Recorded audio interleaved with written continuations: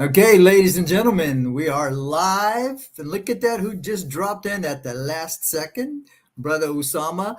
Paul he's here, but he's not here. I'm not going to tell you why. So let's pick up where we left off last Saturday. We're on chapter 9, Surah 9, verse 49. But before we get started, Usama lost his device not connected. Let's go do the intro. Here we go.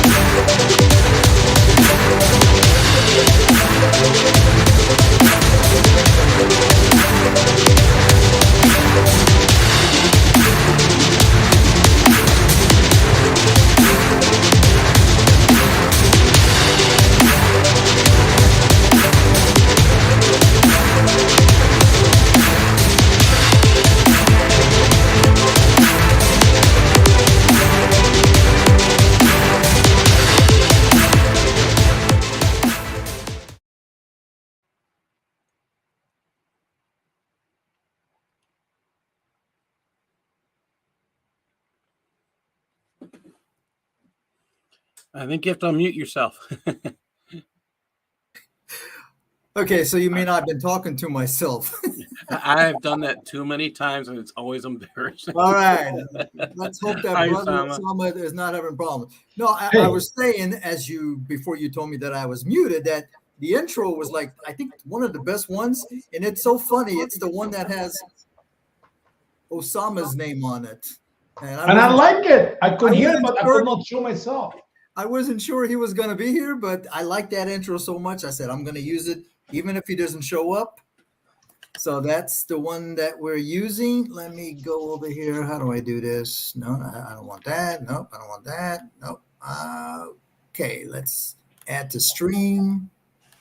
Okay, so while Paul is partaking in his calorie intake, I'm going to go ahead and proceed. We're on chapter 9, verse 49. All Muslims who do not go to war will go to hell. Are you serious? I'm serious. And that's terrible. Yeah, see, you missed last Saturday, so. Well, thanks for letting me know that you never invite me, but that's okay. Oh, blame Paul. Blame Paul. Like me, it doesn't matter. From now on, I'm going to send you an invite regardless. Well, he said you're always busy on Saturday. And I just finished the program, brother, listen, a few minutes ago. Brother Paul. Yeah, so see? But around 5 o'clock, I'm free. 5, 6 o'clock, okay. I'm free. Yeah, on Saturdays, if we do it, it's usually 5 or 6 o'clock in the afternoon. If you make it 6 o'clock, will be better. And I will promise you I'll be with you every Saturday. Okay. Works for me. I'm pretty sure it works for Paul. Yeah. Yes, it does. I do a program in the morning in Indonesian from 9 to 11, maybe 12, because they have to translate every word from English to Indonesian. And I did my Arabic program 2:45 to 4:45, sometime 5 o'clock. If I can take a break to eat a bite and then I can join you, that'll be awesome. 5 o'clock will be good. 6 o'clock your time. And then my night show start at 9 o'clock. So we'll be good, flexible. Yeah, because even if we start at 6, I've keeping the show to 2 hours so people don't like fall off of their chair sleeping. Then that give me another hour to rest before my night show. Right, because when Paul and I started, we were doing 5-6 hour shows. We'd sit there and we laugh a lot because the Quran it is not a lot there that's an awful, horrible truth about a book that's supposed to be foundational to a faith structure. Yeah. But let me show you guys something quickly before we start on the show. Last night, I was doing my Bible study with the Indonesian group as well. It's a Christian teaching, nothing about Islam at all. Sometimes I talk, but you can't help it. But anyway, so in the end of my show, I'm talking, and here is the Skype ring on my phone and my computer. So I hang up on them, and that person, I call him back afterwards. And believe it or not, you and I know how the Quran is. It is an empty box. It's a naked book, okay? And I'm sharing with him verses from the Quran. I'm reading with him, and he's arguing with me. Excuse me. I'm reading your book for you, you stupid, you idiot. Can't you? What, you argue with Allah? Argue with me. I mean, literally, can you imagine? I'm reading what Allah said in the Quran for him, and he's still arguing with me. How can you get to the mind of him? And now I know for sure Muslims are Muslim because they're stupid. No more or less. They're literally empty heads. Nothing in their brain. It's just 2 ears, an empty box here. I'm reading the Quran and he's arguing with me. I said, why are you arguing with me? Are you a Muslim? That's your book. But anyway, so when we read the book, we see how empty it is. But even when we find some truths in it for the Muslims, they don't see it. They can't see it. Yeah, funny that you said that, because yesterday and today on Clubhouse, that's kind of like pretty much what you're saying. We can read from the Quran, and they'll say, no, that's not what it's saying. And then you read the tafsirs, and no, that's not what it means. I'm like, what do you mean that's not what it means? That's what it says. That's what your scholars say. Oh, yeah. That's the interpretation of the scholars.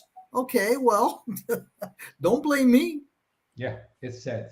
Yeah. All right, let's go. We are on chapter 9, that my favorite chapter, even though my favorite chapter is 9, verse 29, and we already did that, but let's go. All right, I'm going to have to switch screens. Okay, 9:49. All Muslims who do not go to war will go to hell. Okay, 49. And some of them who say, give me permission and do not seduce me, did they not fall into sedition? And surely hell will encompass the infidels. You know, the permission here is very simple. It is not to go to war, because I don't know how Muslim can understand that passage. If you go to the interpretation of Muslim scholar, they will tell you those are, and sometimes they give you names, so and so and so and so, or that group or this group, but they refuse to go with Muhammad to war, and that's when Muhammad said, we want to stay behind with those who stay behind. They want to stay with the women and the children, and Allah obviously said here is very clearly they already fall into sedition. Okay, and where is sedition? The sedition of the devil by not supporting Allah, by not supporting Muhammad. And where is he going to go? They're going to go to hell, because hell surrounds all those infidels. The verse speaks for itself. Yeah. Now, when it says that some of these people, they said, give me permission. Okay, I got that. And do not seduce me. What exactly are they talking about? Do not seduce them. Do you really want to know the seduction here? Would it be sexual in nature? Ooh, these beautiful, sexy women. They get the blondie girls from the Romans. So if you take part in war, you can rape women. That's the seduction. Sexy women. Don't seduce me. I can't help it. All right, verse 50. If a good fortune befalls by the way, to be serious, that's the interpretation of other verses in the Quran. When people came to Muhammad and said, don't seduce us. We don't want to be, don't seduce us with a blind woman. Really, that's what he said. Yeah. Yeah, they love the blondies. That's why they went to fight the stop it. They're so beautiful. They're white and sexy. Okay, 50. If a good fortune befalls you, it displeases them. And if a misfortune befalls you, they say, indeed, we took our own affairs before, and they turn away and they are rejoicing. Is it just me, or this does not make any sense? No. It makes a lot of sense. If you know the interpretation of the verse.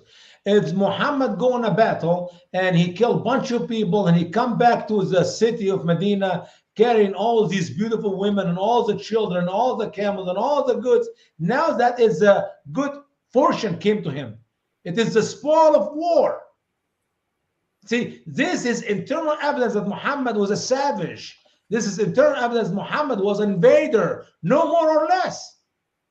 There's not good fortune like, oh, Muhammad went and shared the love of Allah and the peace of Muhammad and the joy of the Quran, and people that converted to Islam. No. There's nothing about evangelism or Islamization to the people in a traditional way, as you see the Christian did it for the last 600 years. No. Muhammad go to war, kill lots of people, come home with lots of goods, lots of camels, lots of women, lots of children. They don't like that. Those are the people who refuse to go with him. It's like, man, it's like bitterness. It's like, what do you call this? Jealousy. I wish I went with him. But if Muhammad went to battle and lots of people died from his people and he come broken heart, many people wounded, and there's no spoil, no, that's just a bad fortunes, okay? Good fortune is you get gain of the spoil of war. Bad fortune, people die and they come home with hardly anything. And then, oh, I'm glad we didn't go with Muhammad. Look, the many people died and they're all wounded coming back. You see? That is a and that's when it's all about you took your own affairs rather than listening to. So Allah's honoring who we will, but you can flip a coin and figure that one out. Exactly. But it's an evil book. Anyway, go ahead, bro. Yes. Now, 51 is very interesting, and I'll tell you why after I read it. Say, nothing can befall us except what Allah has prescribed for us. He is our protector, and on Allah, so let the believers depend on, or depend. Now, I find this funny because there are hadiths where Muhammad used to put on two armors, not one, but two. That's actually recorded in the Sirah al-Rasul too. Right. He wasn't very sure that Allah was going to protect him, so he wanted to take extra precaution. Hey, I'm going to put on two chain-length mail armors, which those things are not very light. It is the dilemma of Muhammad with the faith. The faith, not the faith. The faith is what is written, you're going to see. What is described, you will meet. And I'm sorry to say that I don't believe I have ever seen a Muslim who really believe in the propaganda lies which Muhammad taught them. Supposedly, we're going to get to this in our study Saturday night a little bit later. At the age of 120 days, the baby inside the mother womb is not a baby. It's just a piece of flesh. Okay? Right. It's called madgha. And then the angel of Allah, the angel of the womb, will come inside the mother womb with a scroll and a pen. Okay? Scroll. Are you sure it's not like an iPad? And a pen. Okay? And then the angel will ask Allah, okay, Allah, tell me, it is a boy or a girl? A girl. Okay, here we go. Girl. Happy, miserable. Miserable. Okay, miserable. Rich or poor? Poor. Okay, poor. Believer, unbeliever? Unbeliever. Oh, literally everything about that piece of flesh, future, it is written. And that's when, after that, the angel of Allah, the angel of the womb, will actually form that piece of flesh and make heads and arms and legs and cover it with skin and breathe in it the breath of life. Now it is a creature, a living creature. Before that, 120 days, there is nothing in it, nothing whatsoever. Now, if that hadith is true, which all Muslims believe is true, why Muhammad is worried about when he's getting wounded or how he's going to die? If Allah ordained for you to die on a car accident on Tuesday at 6 o'clock in front of your driveway, okay, that's how it's going to happen. And here's what I say: nothing will hurt us, nothing will harm us except what Allah prescribed. Where? In the book. What book? The book which was written by the angel of the womb on the day of 120 of the life of the child, of that man, of that woman. But that is a doctrine. In reality, no Muslim believe in that. Or people who live in careless. Speed limit is 100. Go for 500 miles an hour. Who cares? You jump from the airplane. Jump from the train. You're not going to die because Allah ordained for you how to die. And when are you going to die? You see what I'm saying? So it's the teaching of the Quran, make it like Muslims submit to Allah, surrender to the will of Allah. They know nothing will happen, good or bad, unless Allah meant it in the perfect time, in the perfect situation, and you cannot change it. But at the same time, that's not how Muslims live. Yeah, because they'll tell you, oh, we have free will. I mean, Allah knows what we're going to do, but we have the will to do it. And no. Your sources say it is already written down. There is no free will, brother. If a Muslim tell you we have a free will in Islam, he's a liar from the bottom of hell. Oh yeah. الإسلام يعلم الإنسان مسير وليس مخير. You are forced and you have no choice. That is what Islam teaches. You are forced without choice. Zero free will. Right.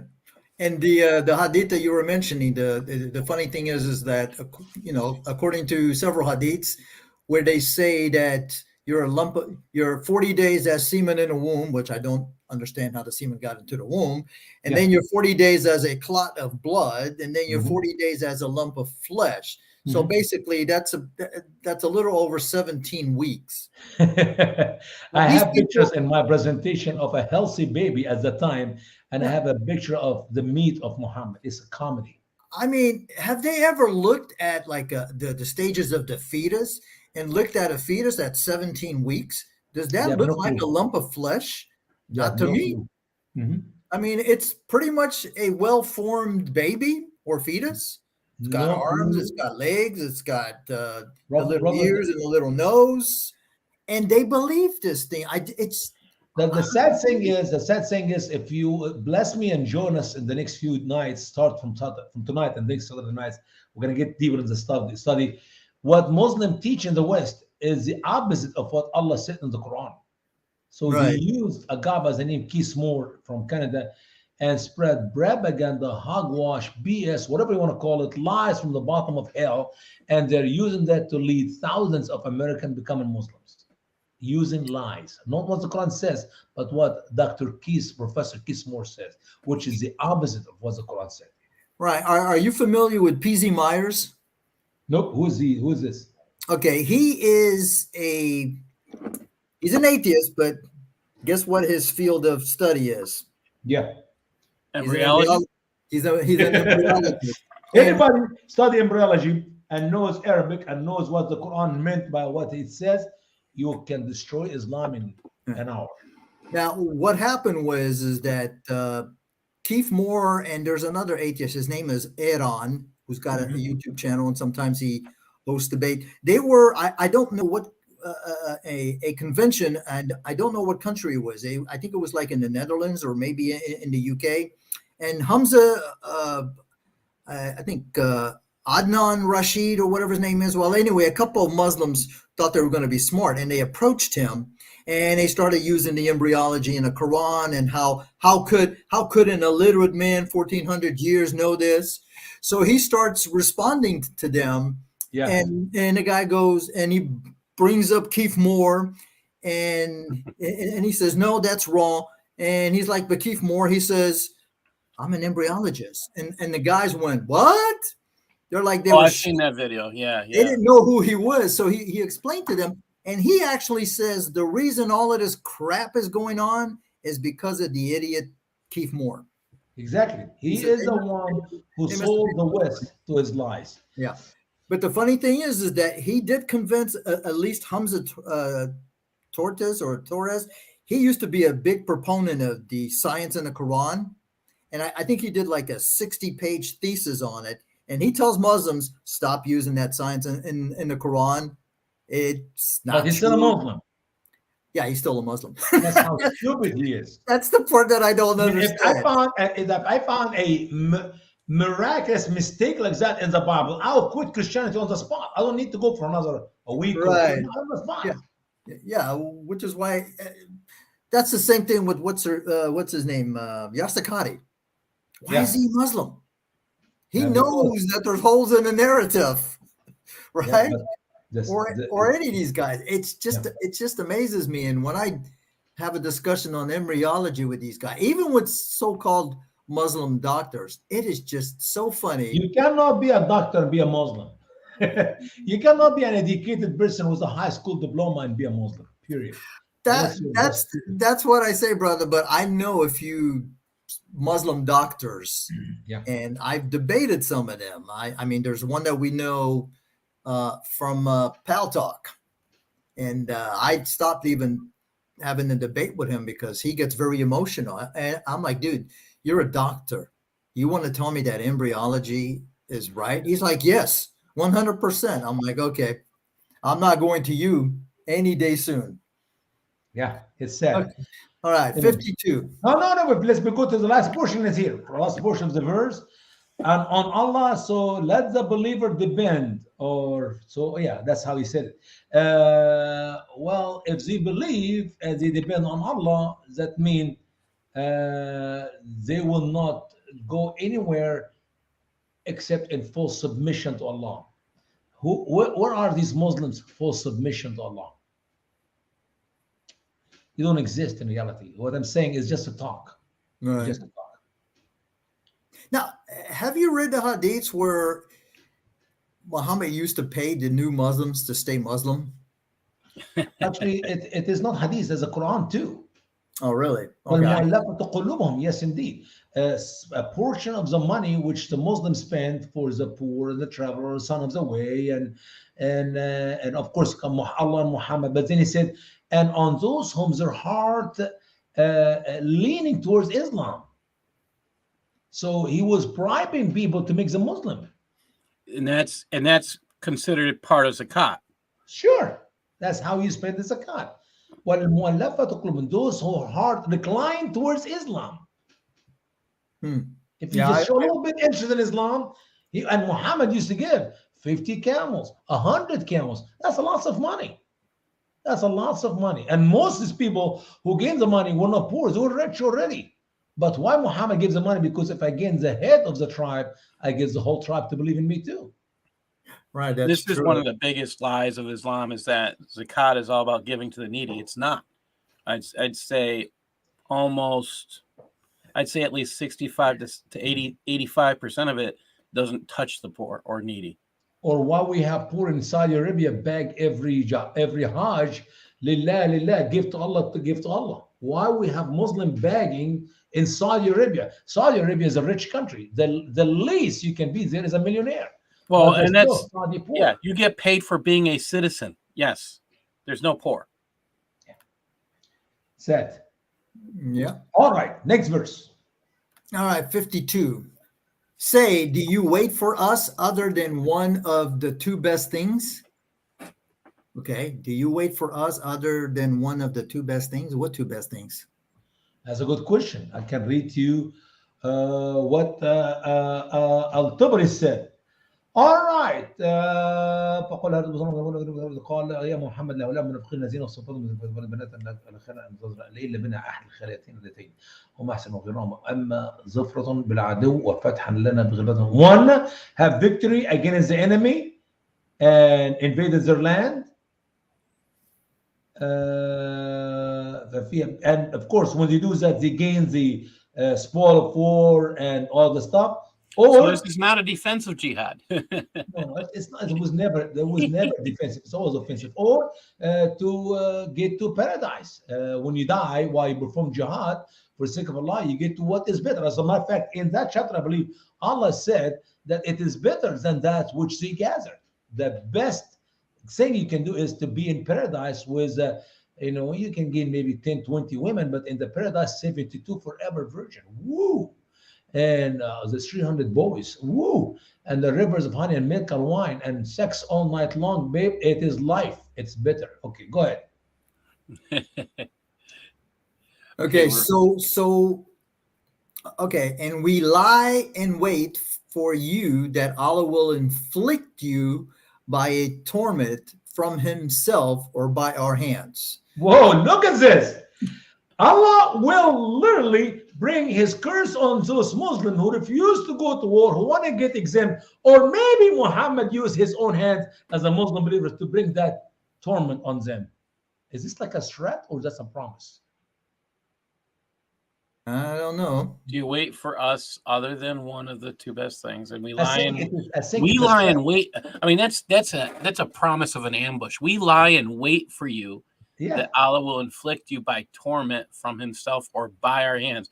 That's like a direct order as well. It's a threat, brother. It's a threat. You better join us or we're going to kill you. And that, by the way, that's how it ends. All those who not submit completely to Muhammad, they were wiped out by the hand of Muhammad and his followers. And this justifies if you're not Islamic enough, they can kill you. Sure. Yeah, and see, it says that you can be tormented by Allah or by the hands of Muslims. Well, Allah did not torment anybody. Right. He's not a god. Show me an example where Allah torment a Jew or a Christian or Allah anybody. can't, Where? yeah, Where? Allah can't torment anybody. Now He's we too know that one small. true God, if He wants to, He can do it. Allah depends on men to do His will. All right, so lie in wait. Surely we are lying in wait with you. So who's okay? So lie in wait. Okay, so that's Allah here once again. This is the ambush speaking they're to the talking about. hypocrites, the Muslims who refuse to perform jihad for the sake of Allah. You can bet your money on it. It is all the time when talk about these people, they are the hypocrites. That's why in that chapter in verse 73, Muhammad will give the order from Allah to perform jihad against them. It's coming up. Yeah, but I'm still a little confused because it says, so lie in wait. Okay, surely we are lying in wait with you. Who's lying in wait with who? These are the jihadis who are lying. Basically, they're jihadis against, or what they say? It's like a writ of war. Yeah, they're willing to kill off their own kind. But Paul, we're not talking about Muslim hypocrite unbelievers and infidels. No, you wait, and we're waiting with you. Like, we're going to wait to see what the end is going to be for you. It's all threats. Yeah. You wait, and we're waiting, and then Allah will torment you, or Allah will torment you by our own hands, which is coming. Just keep reading. When you get to verse 73, you get the answer for your question. Now, is the we here Allah or not? No. We is the Muslim believer with the leadership of Muhammad. Oh, okay. No. All right. So 53, say, spend willingly or grudgingly. Okay, so you have a choice. You can spend it willingly or grudgingly. It will not be accepted from you. Surely you were a transgressing people. So I guess it doesn't matter if you spend. No, do me a favor. Go to Quran chapter 3, verse 167 to understand what is the spending here. Quran, okay. 3:167. All right, I'm going to pull it up from another source because it's going to make me lose my place. What is wrong with you, man? I know. I should have two. Oh, okay, so you said 3? Al-Imran 167. Okay, 167. Okay, 3, and it says, and that he might make evident those who are hypocrites, and it was said to them, come, fight in the way of Allah or defend. They said, okay, whoa. What Quran are you reading, man? I'm reading the word for word. No, but that's not my translation. That's a no. Yeah. This is not okay. What chapter was it again? 3:167, Paul. Before I get mad at that guy here, this chapter is becoming real chapter right now. I'm gonna go to 3:167. And that he might know the hypocrites, and it was said to them, come and engage in war for the sake of Allah, or contribute. Okay, stop here. How did you read that, Kafir, in your translation? In my not my translation. In this translation, whatever you read. Yeah, it says, in that he might make evident those who are hypocrites, and it was said to them, come fight in the way of Allah or defend. Defend my foot. Defend, here's my foot. Idfa'u is pay, contribute. Brother, when you go to the Quran, we talk about jihad. Jihad in Islam is twofold. Jihad with your lives and jihad with your money. As a matter of fact, in the order of the Quran, those who believe immigrate, perform jihad with their money and their lives. Money comes first and then life comes second. So the hypocrite, and he might know the hypocrite when it said to them, come engage in war for the sake of Allah or contribute. One of the two. They said what? Keep reading the rest of the verse, Paul. Rest of the verse. Okay. They said, if we know how to engage in war, we would have followed you. They're closer on that day to infidelity than to faith. They say with their mouths what is not in their hearts, and Allah knows best what they hide. These hypocrites refuse to perform jihad with Muhammad physically, that is launching war, or financially by supporting. You got this point? Now let's go to this verse here, which is we're reading in Quran chapter 9 and verse. Hold on a second. I got to switch back to chapter what? 53. 9:53. Okay, 9. Okay, we just go back. Yeah. 9.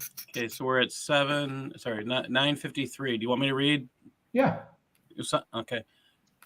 Say spend willingly or grudgingly. It will not be accepted from you. Surely you were a transgressing people. That is the best description for the hypocrite. They are fasiqeen. The word transgressors is a very bad word. That is hell 100%. And Allah is only speaking here. So even if they think, well, we're not going to go and fight, we're not going to go from job, but we can give money. Or they're giving money and they're hating to do it. It's like you're taking a teeth out of their mouth, okay? You pull a teeth out. No, it doesn't matter if you're going to give it with obedience or you're going to give it against your will, gradually, how you say the word? Grudgingly. Grudgingly. It doesn't matter. It will not be accepted from you. It is over. It's too late. Now we're in chapter 9. Now in the last year of Muhammad's life.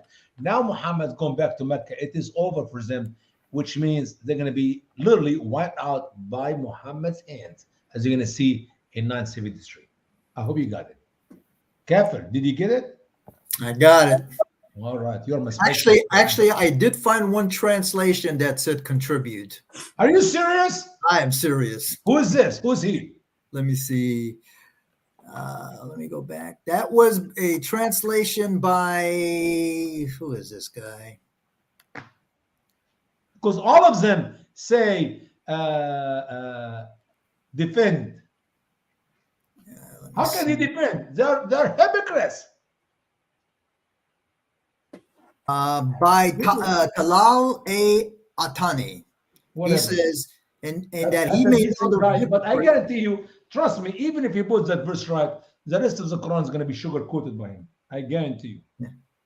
Also, there is another guy, Rashid Khalifa, which, by the way, he was assassinated. Rashid Khalifa was a And Nazi. let me see, three. Yeah, basically just those two. One was killed for his miracle in 19, and for his Quran only views. No, it's not just a miracle of 19. Yeah. Rashid Khalifa, he actually claimed to be a prophet too. Oh, he did. That's enough reason for them to kill him. Yeah. I was just gonna say, yep. Okay, so yeah, so there was only. I mean, there's nothing that declares Muhammad in the Quran the last prophet, much less a prophet. So No, actually, we have. He's Khatim al Mursaleen, which is the sealer of the prophet. No more prophet after him. but if he's the sealer, we read in what did we read? We read that the messengers are the ones who confirm in your translation. Chapter 3. Yeah. So if they're confirming, that means they're messengers. No. Let me show you from the hadith as well. Let me show you something from the hadith. La.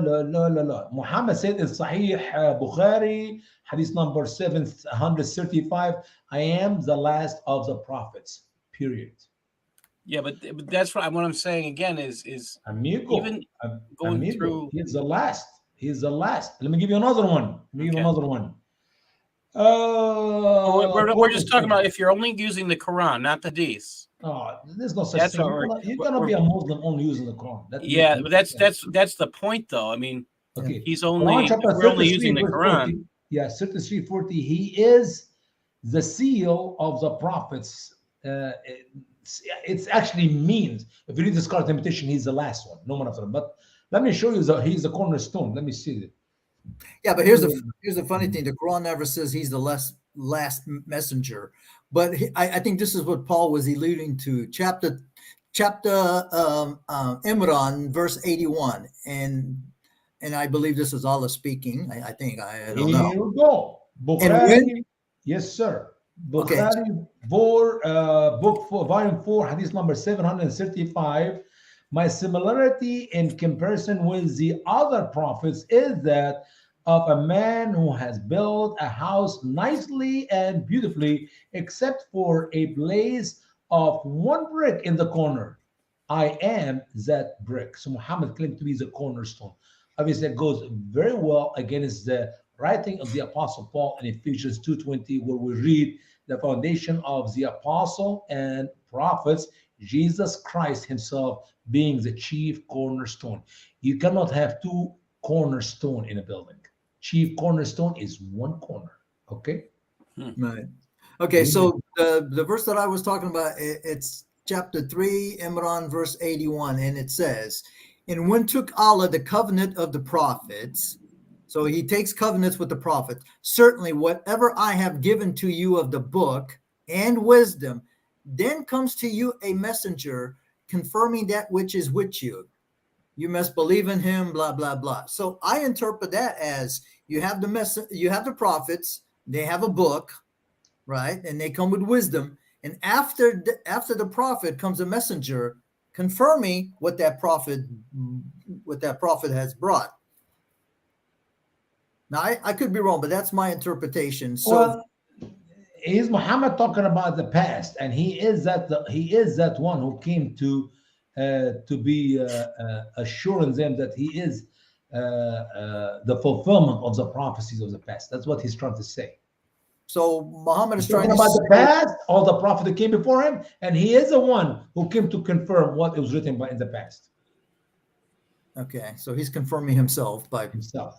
Don't you love it? Who is the second witness for Muhammad in all his teaching and all his life and all his claims? Do you have a second witness? no. That's a miracle, man. You must be a special. Muhammad is very special because he does not need a second witness. Jesus got three witnesses, okay? Himself, the Father, the Holy Spirit, his work, and all the prophets. I mean, there's plenty of witnesses for who Jesus is. But Muhammad, he's home alone, world alone, everything alone. Even his beautiful Khadija could not, who actually made him a prophet, could not see that angel speaking to Muhammad. So she's a witness who have seen nothing. How do you like that? And this is something that my buddy Waddu always says, because in the Shahada, it says, "I bear witness." Witness for nothing. Right. You can't witness unless you have firsthand account. That's a false witness, man. Islamic first pillar is a false witness. Yeah. Amen. I mean, I've never witnessed, which Muslim has witnessed that, there is no God except Allah. It's a joke. That is his messenger. Well, then that's the shirk issue right there too, Right. which I've been laughing about. I mean, it would have been better to say, "We believe," or "I believe that there is no God but Allah, and I believe Muhammad is But his that's how messenger." they put it in English for most American people.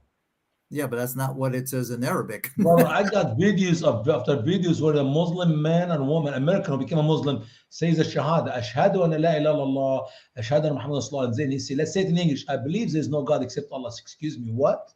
Yeah. Are they really that stupid? I mean, it's you did a show recently on that. That was good. It's funny because even though I'm not an Arabic speaker, I know my way around and how to find information. That when they try to use that stuff on me, like one guy was trying to say, I brought up the verse 66:12 where it says Allah blew into Mary's private part. And he's saying, no, that's not what it means. It means a little opening in her dress. I'm like, dude, I've looked up the words. I've checked with my Arabic friends, and they tell me you're lying.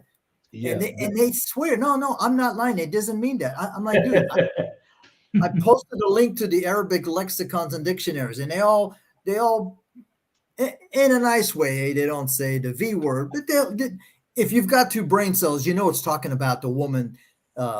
Private. Also, if you know anything about it, in the old days, there was a thing called the chastity belt. Yeah. What did a chastity belt protect? It wasn't an opening in a dress. But the verse in 66, verse 12, is very clear. Mary, daughter of Imran, أحصنت, get her chest, أحصنت فرجها. Okay. فنفخنا فيه, so we breathe in it. What? Her private part. Right, because it goes back to the private part. Now you tell me she lifted up her arm and somehow the Spirit of Allah went inside the clothes. There was a big cut somewhere here, and he breathes into other. Are you kidding me? Who's stupid to believe in that? I mean, it's just amazing. Oh man, these bots are really brilliant. Yeah. Oh, all these Islamic bots. It's amazing. They're active. Okay, so what verse did you leave off? Was it 54? I don't know. I go Okay, back yeah, to my I think study. we should. Here we go. Yes, yes. We finished 53. We Yeah. are in 54 right now. So 54 says, and nothing hinders the acceptance of their spendings except they become infidels in Allah and his messenger, and they do not come to the prayer except they are lazy, and they will not spend except they are grudgingly. Okay, so it says here, and nothing hinders the acceptance of their spending except they become infidels in Allah and his messenger. Again, we have the conjoined twins. In Allah, not only did they become infidels in Allah, but they also became infidels in his messenger. So all the monies they're trying to give will not be accepted, even because they were infidels. You know, in Islam, you have to believe in Allah first and Muhammad second, and now you're a Muslim. If you believe in Allah but even Muhammad, you're not a Muslim. Or the Jew and the Christian will be okay because they believe in Allah as Muslim claim, worship some Right. God. Now, so the monies they were given, they will not accept it. And the proof is because they did not believe in Allah Muhammad, because they were a bunch of infidels, because they were lazy in the prayer. Oh man, we're gonna go pray again. Whew, I hate it. Okay, so even when they spend money, they give money, they're not giving it with a cheerful heart. They're like, Yeah, but I still have a problem with when Muslims say that you're not supposed to kind of like associate anything with Allah, but by but we, saying Allah and his messenger, and you can't do one without the other. Like you said, you can't, like I can say, okay, I believe in Allah, but I don't believe in Muhammad. I can't be a messenger. So because you have to believe in the two of them, well, you're attributing a partner to Allah because you can't separate them. as a matter of fact, some of this teaching in the hadith, I don't want to quote exactly, but if you sin against Allah, you can ask for forgiveness. But if you sin against Muhammad, there's no forgiveness. So that makes Muhammad greater than Allah, which better is than Allah, sure. Yeah. Well, and there's also the hadith that says you're not a true believer until you make Muhammad more dear than your parents. And everybody, than Yeah. yourself, Right. even yourself. So that to me, I would ascribe that to the Almighty God, not to a human being. I'm not going to put a man above my parents. Brothers, Or the my name wife, Muhammad, my kids. the name Muhammad itself is not Muhammad's name. The name Muhammad should never be given to any human. The praised one, that is the name Muhammad gave for himself. Muhammad, Mama never called him Muhammad a minute, a second, never called on him. Hey, Muhammad, once in his 5 years before she died, or 6 years. His name is Qasim, Qaf, Tha, Mim, Qasim, that's his name. But he made himself the praised one. Mahmud, the one who is worthy to be praised. Ahmad, I praise you. Ahmad, Muhammad, Mahmud.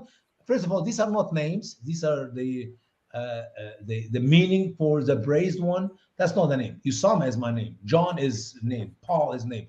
Muhammad, that's not the name. The praised one, that is one of the attributes of God. Muhammad gave to himself in the flesh. God help us. So if he's the praised one, then Allah is the praised The second two. praised one. Yeah. Number two. And they say they don't worship Muhammad, and they laugh into, well, the Catholic state. Would you just call his name? That's enough to say you I mean, believe that's that exactly you're praising the point. When Muslims say we don't worship Muhammad, tell them what Muhammad means, because that's not a name should be given to any human. I will give it to Jesus because he's God in the flesh, but I will not give it to any human. Period. The praised one. Yeah. And the funny thing is that in a couple of the shows that I've seen with Jay Smith, they were talking exactly about that word, that they don't believe it's a name, it's a title. And they're saying that it actually really is referring to Jesus. Well, he is the praised one. Right. He's the only praised one. You cannot Yes. praise Paul. You cannot praise Peter. For sure, you will not praise Usama. Right. And I again, it's just mind-boggling how they don't see the things that we're seeing, and because we're actually thinking and we're using critical thinking and reasoning. And if somebody tells me that I have to love them more than than my family, and we're not talking about gods, I'm gonna laugh and say, "Are you nuts?" But yet Muslims, they have no problem with saying, "Yes, yes, Muhammad is more loved to me than my parents." I'm like, okay, all right, 55. So let not their money or their children please you. Surely Allah only desires to torment them by it in this world's life, and their souls may depart while they are infidels. Yeah. Torment them by it. By what? Oh, by the children and the monies he got.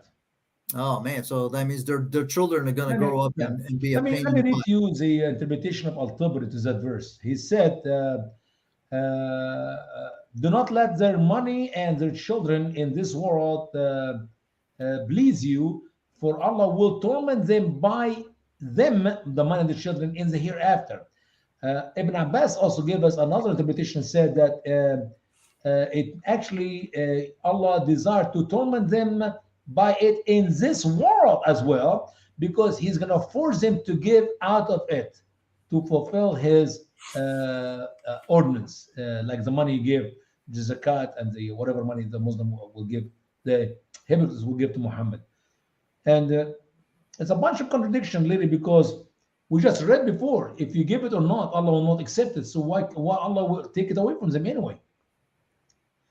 Let me read something else here. He said, وأولادهم في الحياة الدنيا فوجا وقال كيف يعذبهم بذلك في الدنيا وهي لهم فيها سرورا، وذهب عن توجيهه إلى أنه من عظيم العذاب عليه الإلزام وما أوجب الله عليهم فيها من حقوق وفرائضه، إذ كان يلزم هو يأخذ منه وهو غير طيب النفس ولا راجل.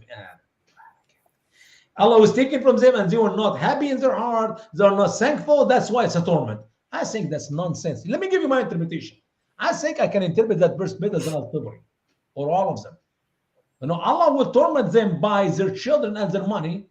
Allah will cause them to suffer by their children and by their money, as Muhammad will kill their children and take their money away from them. How about that? Do you like that interpretation better?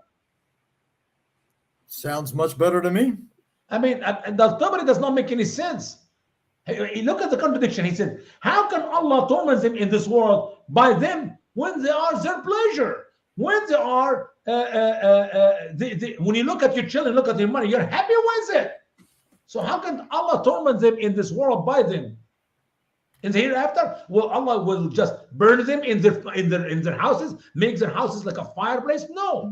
The idea is they're going to be displeased. They're going to be very broken-hearted.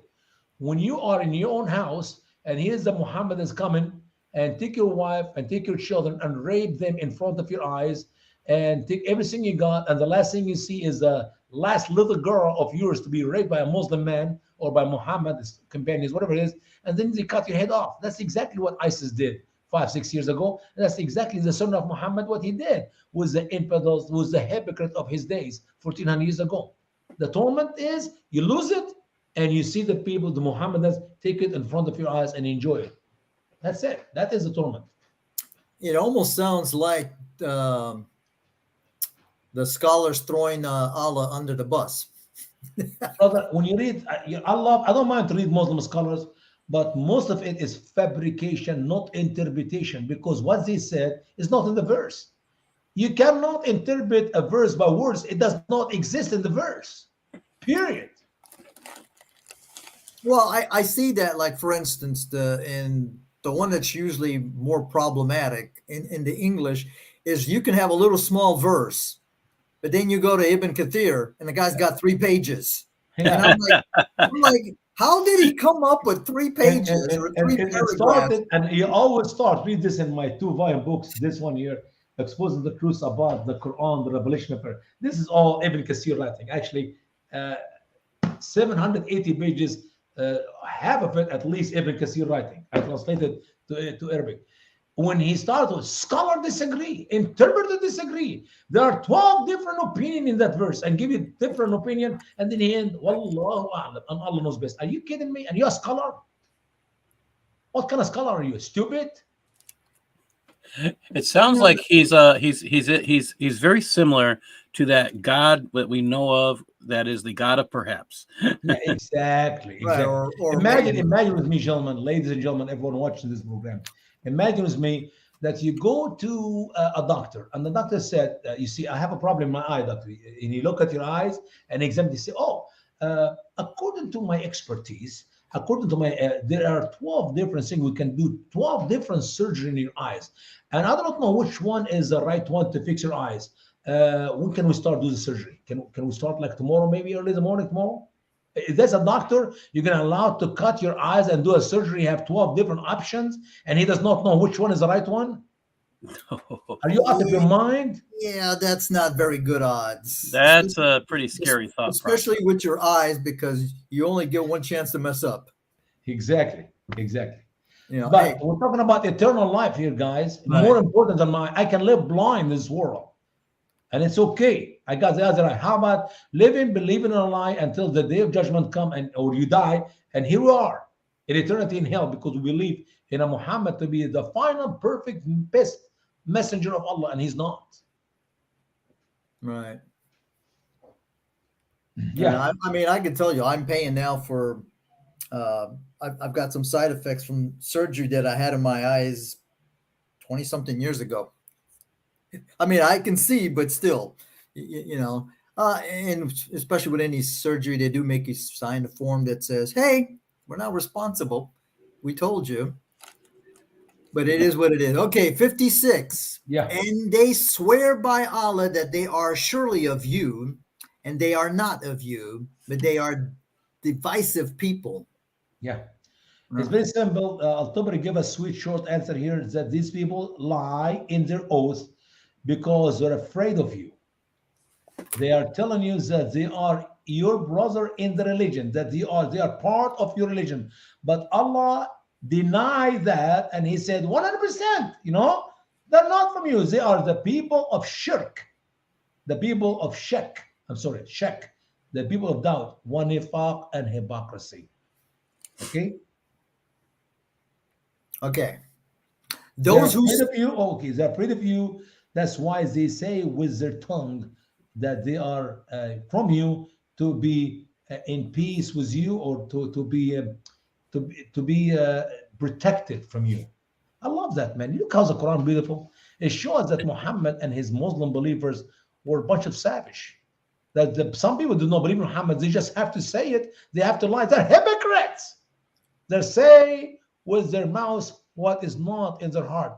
We're Muslim, we believe, but in reality, they're not Muslims, they're not believers. and just trying to And save Allah their Himself is telling us because they're afraid of Muhammad. How many followers of Jesus Christ claim to be a Christian because he or she were afraid of Jesus or his 12 disciples? If they're afraid of Jesus, then they don't understand what He's done.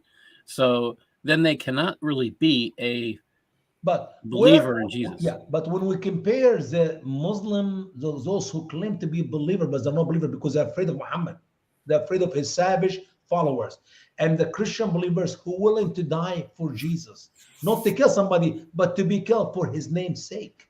Yes. That's like the difference between hell and heaven. That's the only difference. That's exactly the difference.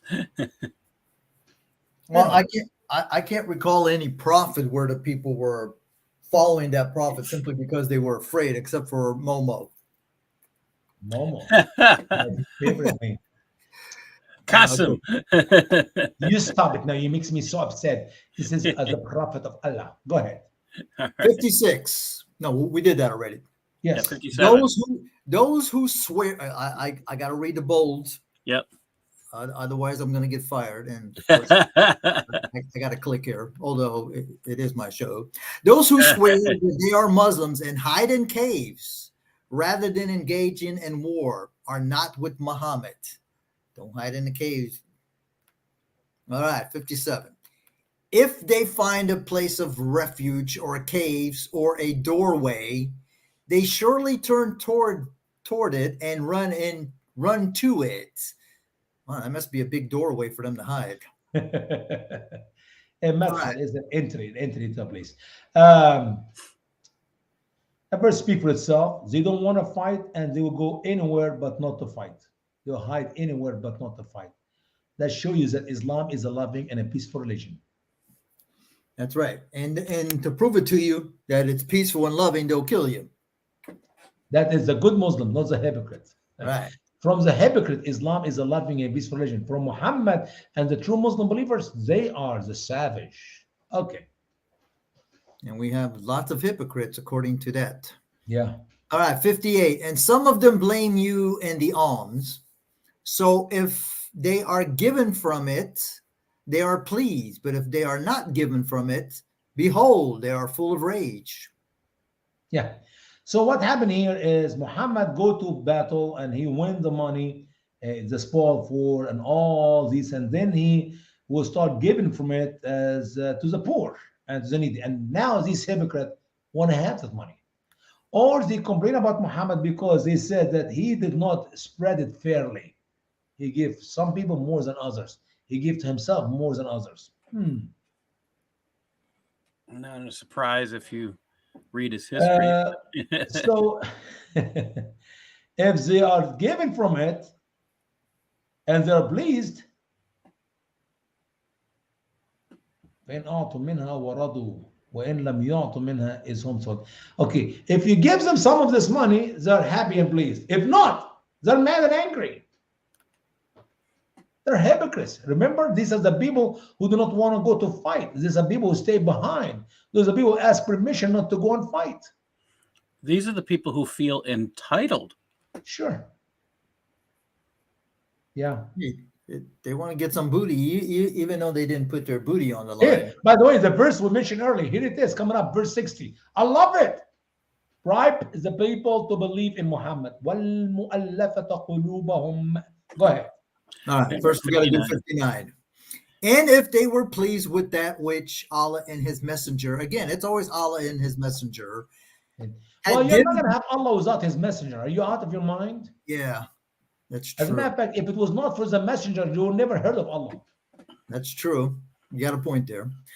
And had given them and said, Allah is sufficient for us. Allah will bring to us out of his bounty and his messenger. Surely our desire is to Allah. But that is the language of the Muslim believer, not the hypocrites. Not the hypocrites. I also find it. And notice here from the teaching of the Quran, there's a contradiction. In one way, he calls them hypocrites. He calls them disbeliever. He will not even take their gift of the money. And the some place, well, even if they give it, he will not. He will. Sorry. In one place, they don't want to give, and if they give it with anger or hatred in their heart. Another place, he will not take it anyway. Another place, they're not good at all. Here is that, well, if they will take it, they will be pleased by Allah. And to him, they will, whatever Allah give us, we'll be happy with. And to him, we're going to return anyway. We're going to die one day. How can this be the hypocrites?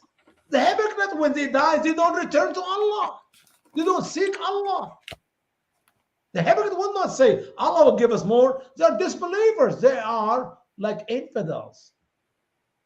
Allah said previously here, they're not believers. They don't believe in you nor me. They're infidels. How can Allah contradict himself in one verse on the verse? Are they hypocrite or not? Are they believe in Allah and Muhammad or not? Are they going to give their money they got or not? Are they going to take from the alms or not? I mean, who's doing what? Who's giving? Who's taking? And there's another, I keep going back to the concept of zakat. These people are getting stuff. If they keep this stuff and they use it, it's the point where, you think about the amount of wealth that this would have brought in. All these raids. Yeah, but and then they have to give zakat here. The zakat is what Muslims give. The sadaqah is what Muhammad gave. Yeah, I'm just thinking that they're getting all this. It's a wealth tax. It's not an income tax, and that's where I think it's interesting because they get all this stuff for free, and they're still going to get taxed because it's wealth on it. If they keep it over a year, I think it's for years. The rule. It's a yearly giving. Yeah, and it's so complicated. People think that all the Muslims give. No. Only Only the poor of the Muslims give. the rich can get away. You know how I tell you something. Here in America, the liberals will complain about Mr. Trump because he does not give enough, because the law is given in a way, is written in a way that you can take so much money and you run it in businesses and you will not pay taxes on it. But Trump did not break any laws. He just got smart lawyers who know how to use the code, the tax code, and he will pay as less as he can, as long as within the law. You Yes. follow me? Yes. That is the same thing with Muhammad, with the zakat. Literally, you can be super rich, super millionaire, you give nothing. You just have to do it with the right code. Follow the right code. So if you can have a house worth $10 million, you don't pay tax on it. Okay, you don't pay the zakat out of it. If you have money in business, not money in your bucket to spend, you can have money in business and you run it in business, $1 million, 10, 3, you don't pay a dime for it. If your wife wearing jewelry, you have the diamonds and the gold, the most Because she expensive wears stuff. it, you don't pay the If zakat. she wear Yes. it like, I don't know, every other day, if she wear it, she will not pay zakat on it. If you have a fancy car and your wife have a fancy car and every one of your children have a fancy car and they have the fancy boat and all this millions and millions of dollars, as long as it's something you use for business or for living, you don't pay tax on it. You don't pay zakat on it. Well, here's the other funny part. You know how Muslims say, "Oh, we don't collect interest on our loans." What the Muslims have done is that instead of calling it interest, now it's like all these upfront fees that you Yes. pay. So they figure out, okay, the guy takes out a 10-year loan. This is how much interest we would have gotten at X%. We'll just charge them They upfront. added, but this still gives them break too. This still gives them some break. Somehow, I don't know how they do that. I think they figured out. It's if you pay tax end of the year, you're gonna pay it during the year, so you save money. The bank make more money by taking it every month than you take it end of the year, and somehow they make a deal to literally accommodate them in America, Right. and that is stupid. So are you saying that Muslims in America are getting interest-free loans? And I don't say interest free. They pay some of the money in within the payment of every month. If you buy a house worth $100,000, you're gonna pay $150,000, make it payment, and that's deal, done deal. So Yeah, they pay a little bit more in the front, but within the long run, but they're paying less than most Americans. Yes. I know Okay. this for a fact. I'm going to be a Muslim just to get a loan. Yeah, well, that's what the people teach. You want to have free loans? Become a Muslim and we'll practice Sharia, Islamic law. Anyway, let's go back to Muhammad and Allah. Quran All right, chapter 9. number 60. Alms can be used to bribe people to believe in Islam. Okay. Verse 60. Surely alms are only to the poor and the needy and those who collect them and those whose hearts are inclined. Number 9, you probably would know this better than me. The Al-Mu'allafa Qulubihim, those are the people who can be persuaded to Islam. That's I'm telling you, you're bribing people to become Muslim. Let me give you some interpretation here. It will blow your mind. Show you how much Muhammad was given away. وَالْمُؤَلَّفَةُ قُلُوبَهُمْ. Listen.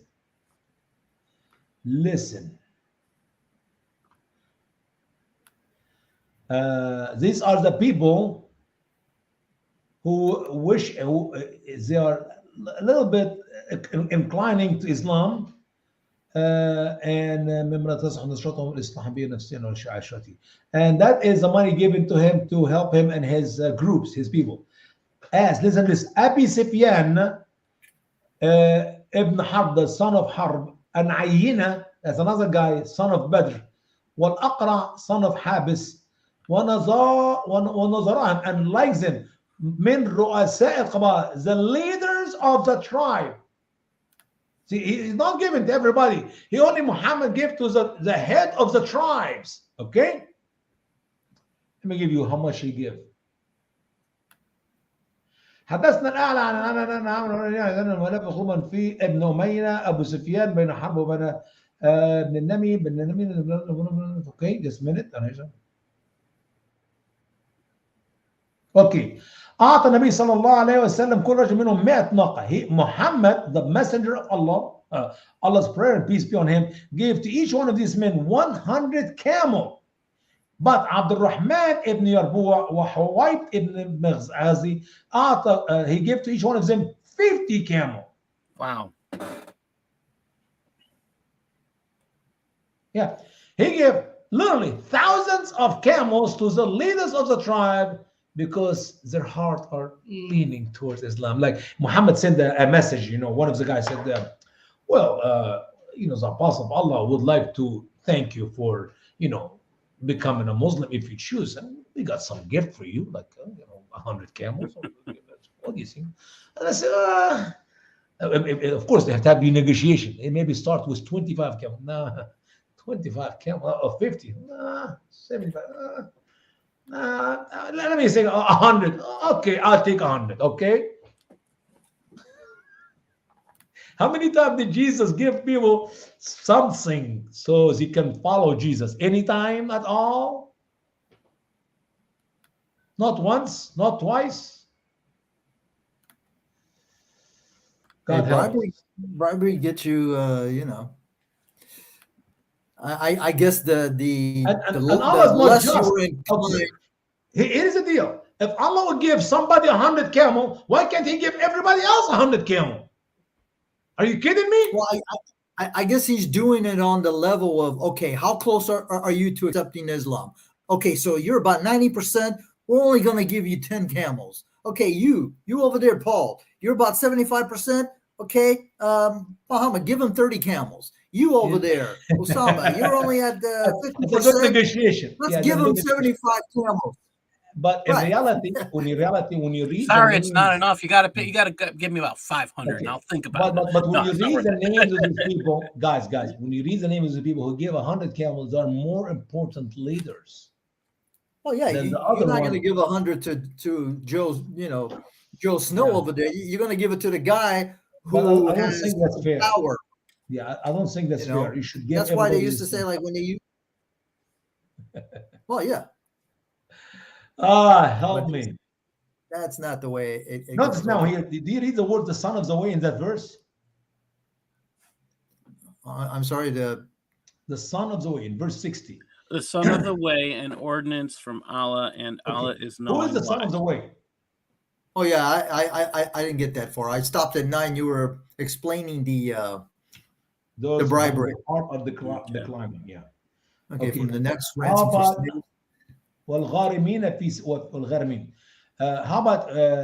the son of? What does Allah mean by the son of the way? That's a good question. Is he talking about travelers? Exactly. But wait a minute. Are you trying to tell me that when a woman walks in the street, somehow she get pregnant and have a baby? Well, if you're a Muslim, yes. No, I'm saying. Here we go. Allah in the Quran used the word "the son of" without sex. So when we talk about Jesus, son of God, immediately Muslims think, "Oh, Allah have no wife, have no girlfriend." Are you following me? Jesus is not the son of God because Allah does not have a female companion. But how in the world the son of the way came to exist when no street have sex with a woman or a man have sex in the street? I mean, you can't. It is figurative speech. Son of the way because he come from the street and going back to the street. He does not own a house. He does not own a tent. He just traveler all the time, traveling all the time. Son of the way. Where you come from? From that street. Where you going? Going to the other city. That's it. Traveling all the time. Jesus came from the Father. He is the Son of God. But what's also funny is that can you guys hear me? Because my Wi-Fi is cutting out. Yes, yeah, we can hear you. Thank you. Okay. No, I was going to say it's funny because in that verse that says, I'm going to paraphrase, how can Allah have a son when he has no consorts? So that means Sahiba is a girlfriend. Right. So a consort would be kind of like a girlfriend or it is? So basically he's saying he could have a son, he just needs to find a girlfriend. But he's got a problem. He's got 2 right hands. And that's a little problematic. 2 right everything. Right. 2 right eyes, 2 right ears. He's probably got two right feet. Two right foot, yeah. That's got to be hard to buy shoes when you go to the store and there's a, I need two right side. you're gonna have to buy two But boxes. see, Allah does not need to walk on by foot, so don't worry about Oh it. yeah, Yeah, that's right. He just glides through the air. So yeah. okay, so okay, 61. Okay, and some of them who harm the prophet and say he is all ears, say an Oh, ear of good to you. He believes in Allah and believe to the believers and the mercy to those who believed among you, and those who harm the messenger of Allah, they have a painful torment. no. Do you know what all ears is? Uh, a funny looking dude. No. Muhammad, listen. He hears the Jewish people say stuff and he put in his Quran. He hears the Christian people say stuff and put in the Quran. And everything he hear, he's put in the Quran. He's just a listener. He is copying what people say and put in his Quran. That's a very, So that's a he's very good. That's a very so good he's- interpretation. yeah. So Okay. he's Here we a go. Let me read you what very Al-Tabri bad said. messenger. Let me read what Al-Tabri said. They said that some of the hypocrites are a group of people who harm the messenger of Allah, Allah's prayer and Allah's peace be on him, and they will mock him. And they say, he huwa uzun sama. He is an ear that hears. يسمع من كل أحد. He hear everyone. ما يقول, everyone, his whatever he said. فيقبله. So he believe in it. So he accept it ويصدقه and believe in it. وهو من قولهم. رجل إذنه مثل فعله. His ear is like he's doing. No, I call this propaganda interpretation. Okay, that's one. Let me give another one. عدوي ابن زيد أيها القلب التعليل بدل أنه الآية وكان الذي يقال تلك المقالة فيما بلغني أن التبليغ من الحاسب نعونه في نزلت الآية. Okay, here we go on somebody else. He hears the good and he believes it. Muslim, اختلفت القراء في قراءة قوله. We have different reading for that word, by the way. So if you have different reading for surah, you have different meaning of this. قال أذن خير لكم فقال ذلك عبد الغفار. أذن خير لكم. An ear better for you. يعني قول خير. It is good for you to have him as an ear.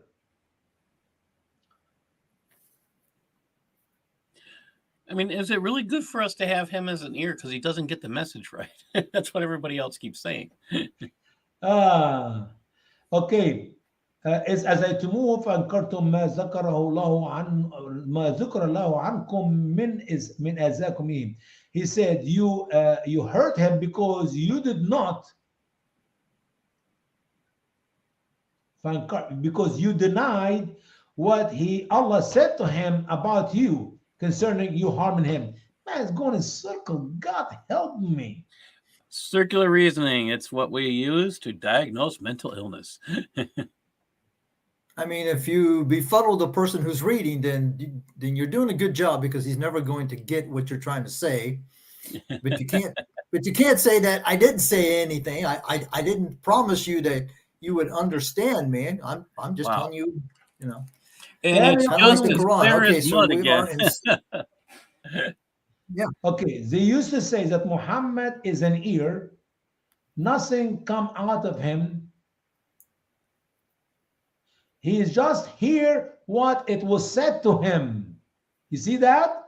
That's very close to what I said earlier. My own interpretation, which I believe better than Al-Tabari. He just hear it and he put it down. You know what? I remember my uncle years ago. He was a smart guy, but he died like a good 35, 40 years ago. And he used to when he hear a story in the Quran, he know where it come from, the source of it. And he also used to talk about that he just Muhammad said was the Jew, Muhammad said was somebody Egyptian, Muhammad said, and he heard the story, and here he is, son of, and he used to speak not politely about Muhammad, and he put it in the Quran in a poetry form. That's what I personally believe anyway. All right. Well, you also have the verse in the Quran where it kind of alludes to the people saying that he's not bringing anything new. He's just telling you The stories he's of the retelling the stories that he ancient. hears. He's writing it down, which goes Yeah. against the Muhammad couldn't write. If he couldn't write, why are the people claiming or saying that he's writing down what he hears? Now, I mean, yeah, exactly. Yeah. In the same verse, he is a mercy to those who believe among you. How can Allah be speaking to the hypocrite whom he knows are hypocrite? And a little bit later, he's going to ask Muhammad to kill them all. And how can they believe among them? He's giving him a window. You see here, Muhammad gives a window. When the right time comes, and I'm start to use my hand and the believer's hand to harm you or to discipline you, some of you, you're going to believe because Allah is going to make you believe. and the rest of But you, if you continue to harm the messenger of Allah, you will have a painful torment. Now, is this a threat or a promise? That's a good question. It's it looks like it's both to me. A promise threat. A promise threat. Tabari said, Allah is speaking here to the hypocrites, and he said, those who, abuse Muhammad or mock Muhammad or belittle Muhammad. هو إذن وأمثلهم من مكذبيه. What is all? And they said his ear and he's like those whom he denying.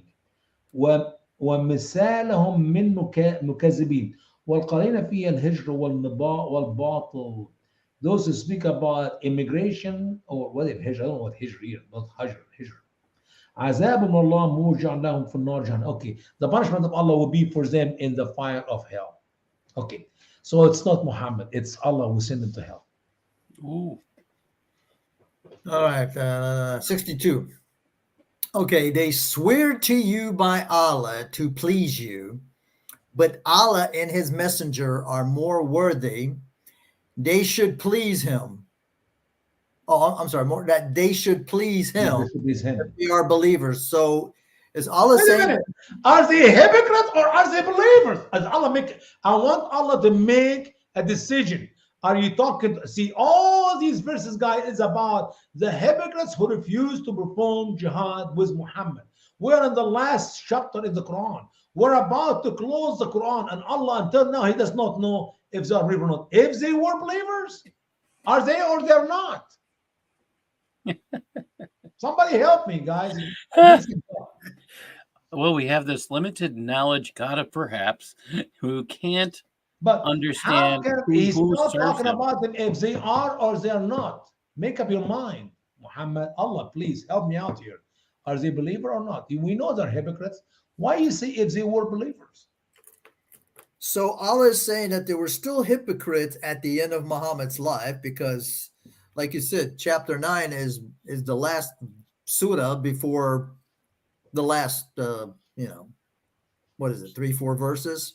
Yeah. So they're still not sure about, and they say that they should please him. Please who? Please Allah and Muhammad? Muhammad. So like, hey, son-in-law, or I'm sorry, my adopted son, can you Yeah. please me by letting me marry your wife? Sure. Yeah. You can And have of it. course, That- what does he? Yeah, you I, won't have I an send adopted you son. by or you won't have my a- wife and my husband, my dad and my mom and my son by life too. Why not? All right, 63. Do they not know that who opposes Allah and his messenger, so surely to him hellfire, abide in it forever. This is the great shame. Now my question: does Allah knows that, or Allah still guessing it? It doesn't sound like he's very clear here. He No, doesn't. did sound they like not he knows. know? Alam ya'lamu. If Yes. Allah knows, why He said if they were believer in verse 62? It's a good question. Again, we have the small God saying, making proclamations. Yeah, it's very simple answer. In the scripture, the wages of sin is death, but the gift of God is eternal life. All those who accepted Him are becoming a children of God. All those who accepted Him, they receive forgiveness of their sin and they have eternal life. We don't have circling if or not and maybe and perhaps and who knows and Allah knows, Allah does not know. What is it? Well, I don't know. God help. Allah's sounds more and more like an idol. Yeah. Okay, 64. Mhm. Back to the hypocrites. The hypocrites are afraid that a portion of a revelation should be sent down on them to inform them about what is in their hearts. I hate that sent down on them. That's got to hurt. I mean, Allah could have No, said, the idea is the Quran come from heaven to earth. yeah. As a It's matter of fact, some Muslim it's customs still the heart. Allah could have said, the hypocrites are afraid that a portion of my revelation Or should proof or show or something like that. should be sent down to them and not on them. That's got to hurt. To inform them about. I think it's this concept of throwing those tablets. That's what it is. Maybe if it's made of stone, I mean- it will hurt. Yeah. I mean, Allah doesn't even know how many tablets he gave Moses. That's small. The dude is They just have- confused. It at least have to be 3. but Right. It's more. Yeah. The hypocrites are afraid of the portion of revelation should be sent down on them to inform them about what is in their hearts. Say, scoff. Surely Allah will bring out you fear. Out you fear? What you fear? Oh, what you fear. Okay. I see. The more I read this book, the more dyslexic I get. I'm starting to read like Allah. I'm starting to see things that are not there. Please stay a believer, man. Don't let the devil. It's kind of like influence you. Muhammad. Remember, he imagined having sex with his wives when he didn't. Well, I'm imagining words in the verses that are not there. But he was bewitched. You're not bewitched in Jesus' name. I know. Maybe Jabril. No, he can't come into the house because I got a big dog. So, so What I'm color? okay. I'm okay there. So he You know can't what? come. What? I got a black dog myself. Okay. Well, mine's not black, but mine's just huge. So, Okay. and the verse didn't say the colors; it just said a dog. So I got that covered. And I have, oh no, I don't have pictures, but I do have pictures of my mom who passed away and my Yeah, nephew. hang some pictures on the walls. You'll be fine. Yeah, there you go. I'm gonna have to, instead of putting the pictures that I have over the fireplace, I'm just gonna nail them to the wall. Hey. Right by the door, so that way. Just to make sure he never makes it in. Just to make Yeah. sure. And I'm gonna have to put some in the windows just in case they're translucent and Yeah. they're spirits and they come through. Okay, so okay. Say you were scoffing at Allah in his verses and his messenger. Make no excuse. Listen out, you better not make any excuses. Indeed, you became infidels after you had believed. So wait a minute. So after they believed, apparently the message was not that good because they believed, and then they figured it's better for me to be an infidel.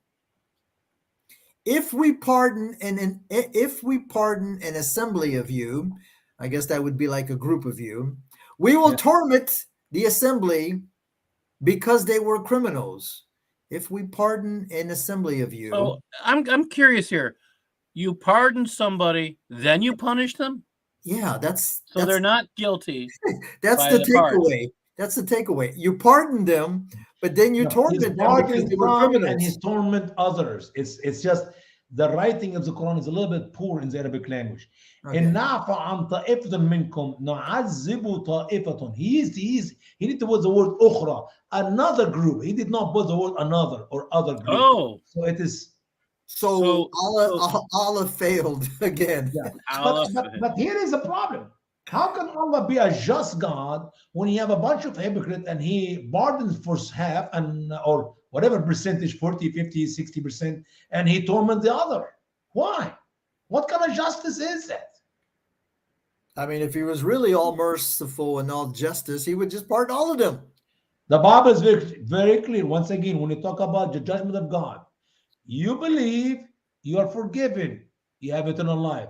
You don't believe, you're not forgiven, you spend eternity in hell. End of story.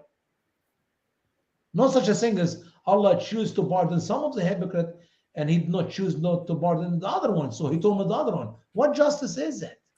On what is the basics for you to set the rules for to be that way? Now, But don't also, forget, yeah, The Quran teach Allah torment whom He will, and He guide whom He will. Allah lead astray whom He will, and He guide whom He will. Bless whom He will, and curse whom He will. You have zero choice. but also we read where he created a portion of men and a portion of jinn to go to hell. Actually, many of them, So, not just portion, lots of them. right. So if you're in that category, whether, well, you definitely can't be a jinn, but so he has a number. We don't know what that number is. He has a number of. Now, how come he didn't say it's just men? What about the women? I'm No, but really, 99% of the women are going to be in hell, so don't worry about it. so he doesn't need to tell you that. It's And already even the assumed. one is going to escape hell, I don't know. They maybe change their mind and go to hell. They're like, hey, listen, I don't want to deal with that guy over there. Yeah. So I mean, here we see that Allah Himself is saying that He's going to create people for fuel fire for hell. How does a Muslim know that he's not one of those? Because he do not know. Muhammad did not know. Right. Okay, go ahead. And he did say his parents were in hell. His mom and dad for sure burned hell. He cried before his mother's tomb, and Allah did not answer. Yep. Sorry. And now, where does that make sense?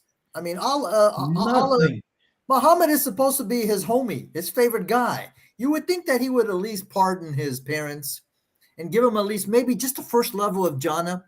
Don't make him go to the 7, but at least the first one, let him get a little taste. Especially when his mama knows that this light came out of her from her, and lightened the whole land of Arabia. the Levant.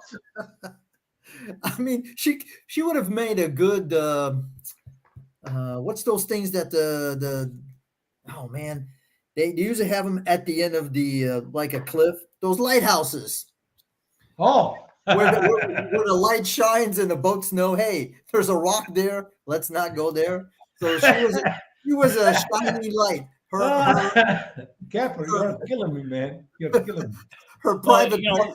We have something like that here, and every year we have a light thing that towards our pier, but we always have somebody who, for some reason, usually a drunken reason, hits the pier. And their boat sinks. But that's the kind of guidance Allah gives you. Yeah, it's not exactly a light. It's a drunken light. You find yourself sinking after you hit a wall. Hey, you see what happened was his mother had a high-powered flashlight. Okay, and that's what she turned on and lit up the sky. 4 years later. When I don't know, you guys, I bet you know the story about Muhammad's daddy when he married his mama. You know the story? Yeah. Refresh our mind. Okay, yeah. I'll do it the shortest, fastest way. So Muhammad's grandpa was with Abdullah, which is Muhammad's father. Abdul Muttalib is the grandpa. Abdullah is the father. Okay, so he's gone with him to find him a wife. So a lady saw him, a Jewish teacher lady saw him, and she want to have sex with him because she saw light in him. So the light is not only coming out of the private part of Muhammad mama. No, actually, it's also in Abdullah himself, the daddy. So when she saw him, it's like, wow. She's like, I want you to have sex with me. But Muslim scholar like Ibn Isaac or Ibn Hisham, they both lies. He says the same thing. They said he refused because he knows that she does not want to marry him. She just want to have sex with him for the fun of having good time. Okay, so he went with his father and they saw Amna and he married Amna and he spent 3 days with her. But then he thought in his mind, I wonder if I can go back to that Jewish lady if she will have sex with me. Wait a minute. I thought you told me that your Abdullah, the father of Muhammad, was a very moral man. He refused to have sex with her because he knows she does not want to have a marriage relationship. She just want to have a good time one time. Okay, so he went back to her. It was not just a thought. He actually acted on it. So he went and talked with her. And he said, are you still offering me yourself like you did 3 days ago? But she realized that the light was in him is no longer there. She said, no, you already put the light somebody else. That's the source of light. And then when Amna and Muhammad, the daddy, died, 3 years later, Amna birthed her son Muhammad after 3 years of pregnancy. And then when Muhammad came out of the private part of Amna, she saw the light, like unbelievable. So that's the same light come into her when Muhammad, daddy, made love to her, and the same light came out of her. The light is Muhammad, ladies and gentlemen. The light is Muhammad. Like Jesus says, I am the light of the world. Muhammad is the light of his father from his mama private part. Allahu Akbar. MashaAllah. MashaAllah. So It sounds like he's trying to make himself the angel of light versus the light. Yeah. Anyway, so that's the story. Can we get back to the Quran? You guys distract me. And I was doing good, and now you move my mouth on to to this. verse Woo! 69. 67. Yeah. Hypocrite. 69 we're on, I think. Or no, 60. I'm sorry, 67. You're right. I'm sorry. Yeah, because I was going to say I highlighted because I'm Yeah. forgetting where I'm at. Hypocritical men and hypocritical women are from one another. They command the evil and forbid what is right and close their hands. Okay, let me see. Number 10. I got it up. Number Look 10. at my hand here. That's how Become stingy. They're stingy. They don't want to give. Hey, stingy people. How Yes. dare they? They hold on to that money with their hands. Yeah, that's- Hold on to the money. Yes. They have forgotten Allah, so he has forgotten them. So Allah's got the traits of a human. Allah forgets. Sure. Surely I'm sorry. See, there I go with my Allah. Hypocrites.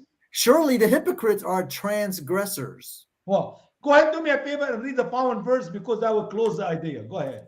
Okay, 68. Allah promises the hypocritical man and the hypocritical women and the infidels hellfire, abiding in it forever. It is their reckoning.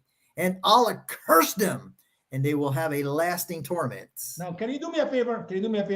Now we know for sure that these hypocrites we're reading about for the last 25 verses, Allah knows for sure, no doubt, that they are the fuel of hell. They're going to burn in hell forever and ever. Do you understand that? Do you have any doubt?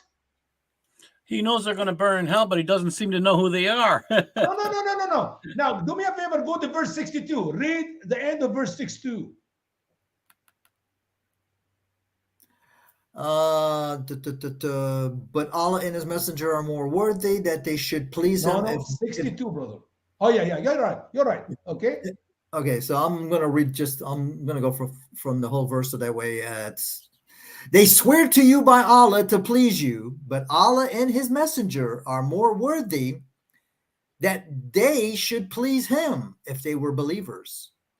Well, does Allah know they're believers or they're not believers? Does Allah know they're going to spend eternity in hell, or he does not know they're going to spend eternity in hell? Why is it confusing here? Well, I mean, if Allah knows what's going to happen to the believers, but he doesn't know who the believers are, it still leaves him in the same spot. Hey, Paul, you ever get the idea that maybe Allah is related to Joe Biden? Dementia. Well, you know what? There's a lot of possibilities here because this man had been poisoned, and I have no problem believing he was going through all sorts of delusional escapades when he's Maybe the poison also had some of those magic mushrooms. Well, that might have been their attempt at solutions to relieve the pain. But see, sometimes Allah speak in the past tense as it is done. Allah already cursed them. They're already going to burn in hell forever. It is promise. Allah promised. It is done deal. It is sealed. It is over. But at the same time, Muhammad gives them options, gives the door open a little bit in case they choose to follow him, in case they choose to join him. So he can go back to Mecca. It's not a do-over if it's already past tense, though. Well, maybe Allah, he cursed him, but he left some loopholes for Muhammad. Brother, when the Bible said that person is cursed, it's over. Right. It's over. It's not, well, maybe, there's no maybe. Perhaps, there is no perhaps. Judas was the son of destruction. That's the end of it. Yeah. which is another reason that I tell Muslims when they say, "Oh, but your God and my God." First of all, it's only when they want to be nice to you. Yeah, well, we believe in the same God. I'm like, no, you don't. You have no clue. If you compare the God of the Bible versus the God of the Quran, I mean, Yeah, the God of the Quran, as you can see, man, he's got some serious problems. The guy, brother. I wish. Yeah, the guy I wish. changes his mind like I change my underwears. Yeah. Hopefully, I change my underwears more than he changes his You mind. know what's so amazing? You know what's amazing? I wish we have a camera on me when I talk to Muslim when they come in a big meeting. When I talk to the same Muslims alone, two Okay, different stories. I'm going Oh to give yes. you. Well, You this is think kind you, of be sneaky because you might get in trouble. I was going to say we're one of those spy cameras. well, to be honest with you, I have hundreds of opportunity to make some great videos to use to educate the American people about Islam and the Muslims in America. From September 11 until today, I got story after story after story. It's you get sick and tired of hearing me. Let me share with you one quickly. So I go to that place, and it is a breakfast buffet in Orlando, and you walk from inside the business to another business to buy souvenir. Florida shirts, Florida this, and the stuff you can give gift for people. Okay, so I ate quickly. So I told Vicky I'm gonna go next door. I saw some ladies in hijab. I want to go say hello to them. So she said, sure. And I know the business is a Muslim business. So I go there, and while Vicky's continuing to feed Caleb, he was maybe, I don't know, 6 years old, 7 years old. It's a little boy.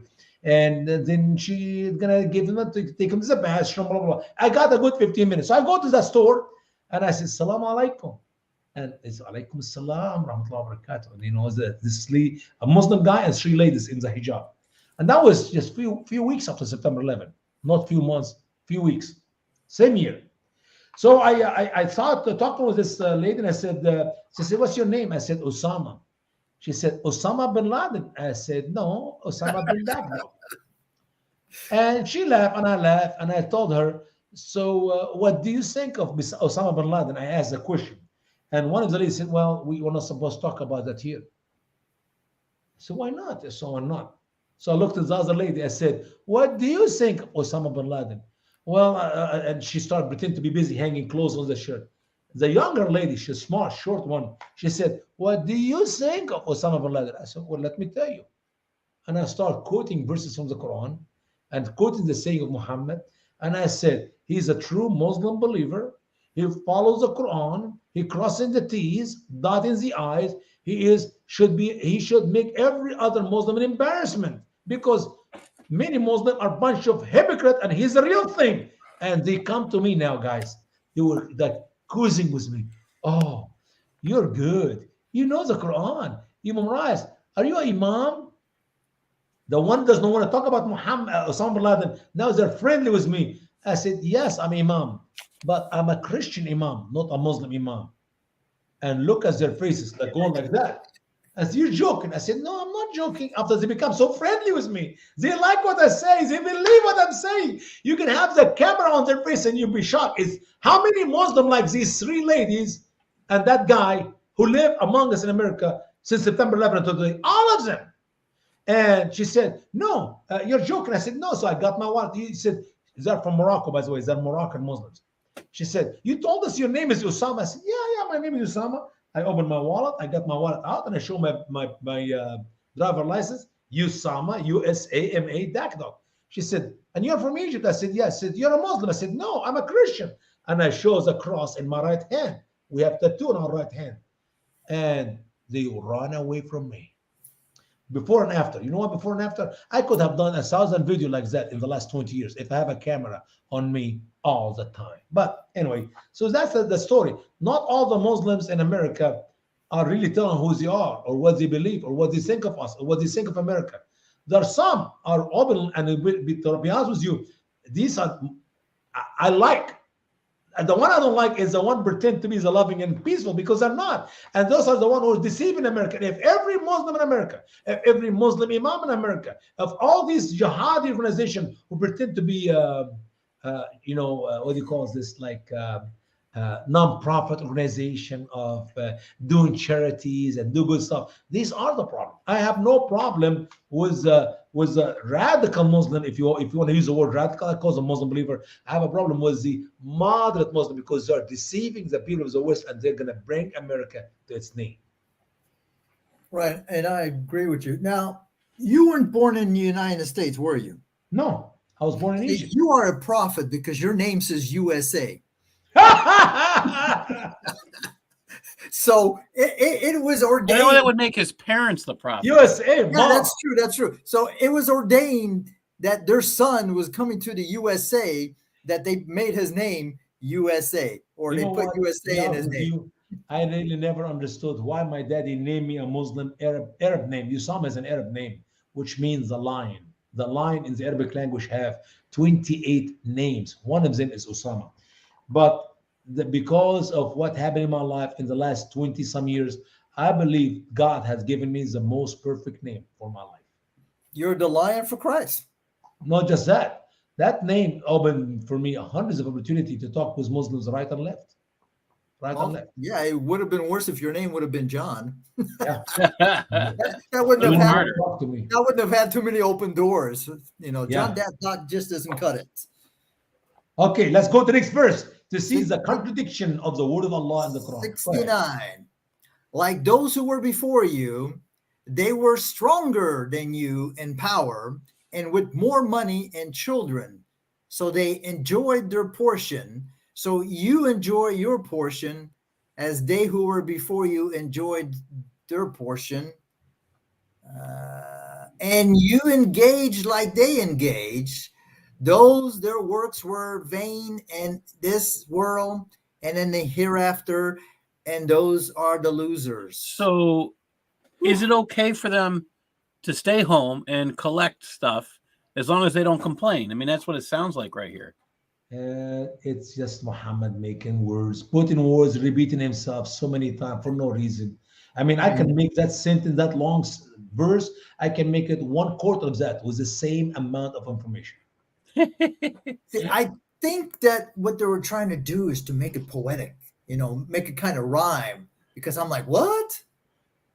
Does I that agree with rhyme at you. all or does that make some kind of melodic sound? Yeah, probably when Arabic? they recited, you'd be like, oh my God, you'd be mesmerized. This is a miracle. But I'm like, have you read it? It makes no sense. What the hell is he talking about? What is the people who were before them, they were stronger than them and have more children. What is it? And they had what power difference and does they it had make? money. They had So more the money. polytheist had more power. That's quite a statement. So Allah gave them, because Allah is the one who's in charge of everything. So Allah made these polytheists more powerful, more money and children, and now he's punishing them. Maybe they got too powerful and he needed to, No. bring him down a By the little way, peg. the following verse, guys, will give you the summary of the stories of Muhammad in the Quran. As he mentioned the names of, go ahead, 70. Oh, this is yeah. Okay. Has not the news of those who were before them reached them? Noah's people and Ad and Tammuz and Abraham's people and the companions of Midian and Mutafikah.